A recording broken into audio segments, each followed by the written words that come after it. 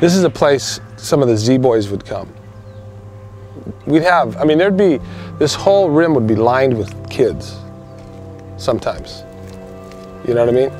And then just, there would only be a handful of us that could really tear this thing up, you know? So it was just this big scene, like, especially on Saturdays. But when like Peralta and those guys would come, it would be like a very special thing. It would be like, whoa, you know, because they were very good skaters, you know.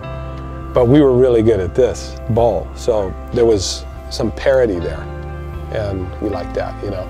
But anyway, so the kid breaks his arm, and the way they shut these things down is they drilled holes in the concrete, and then they put pipes in the concrete and then ran pipes all the way around. They welded the pipes to the vertical pipe that's sticking out of the concrete, right? So one day we come here after school and there's holes all over this thing. And we're like, shit, they're closing it down, man, you know? We're like, bullshit. So we go to the lumber yard and we buy a couple bags of quick drying concrete. And we come back, we mix it up, and we stuff all the holes full of concrete. So when the next crew came to do the welding, they didn't have the coring machine. So it screwed the whole thing up. We skated here almost another year just by doing that. Walking down this Coliseum, I catch the side of my eye. I see a couple of lowriders kind of tailing me, just real slow. And next thing I know, I hear pap, pap, pap, pap, and bing, bing, bing. Behind me and in front of me, bullets and pellets were hitting the fence. And you know, if you're from any inner city experience and you're kind of semi-hip, you know that you don't run. You have to play it cool, and you have to walk slow. And you have to, like, you know what's going on, but you don't acknowledge it, because that acknowledgement can get you killed. So I would take a 6-pack of beer, another 6-pack of spray cans, and a bucket of paint and a brush. And then I would go down there and spend about 3-4 hours in the riverbed at night. Now that's concrete riverbed. With the sound of the freeway going by at night, and then with the full moon reflecting in the greenish murky water, let me tell you, there were so many broken bottles down there in the river. With the full moon, it used to shine like a diamond. We used to call it the diamond-studded highway. That's how we used to get from one end of Highland Park to the other.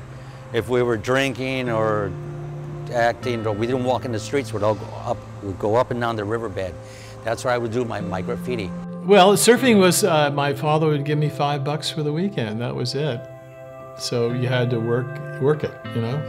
And it would get cold, so you'd go to the junk store, you know, and you'd buy these old overcoats, you know. And then the overcoats we modified and put a bag in them so we could steal. So you go into the market and you could just put the stuff in there for lunch. My introduction to the rock and roll world from Nelson was in this band called Banyan. And Banyan was driven by this guy Stephen Perkins, who was the drummer in Jane's Addiction. And so the first gig I was invited to perform with these guys, I figured, well, rock stars, they all wear dresses, right? So I showed up at this gig in a dress, right?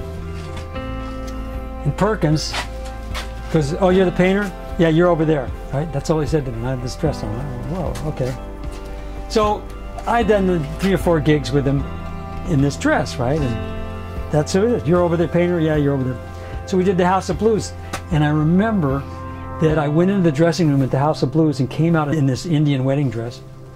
And I just remember Perkins looking at me going, you know, I used to wear dresses. And then he goes, I hate what I'm wearing.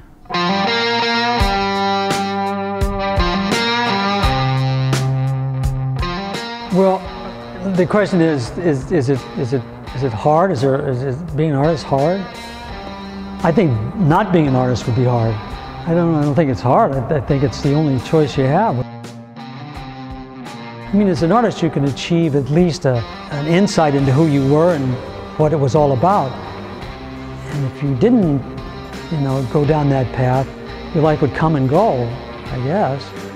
I mean, maybe everybody gets to figure out what it's about, but it's sure a lot easier if you're an artist, because that's all you think about.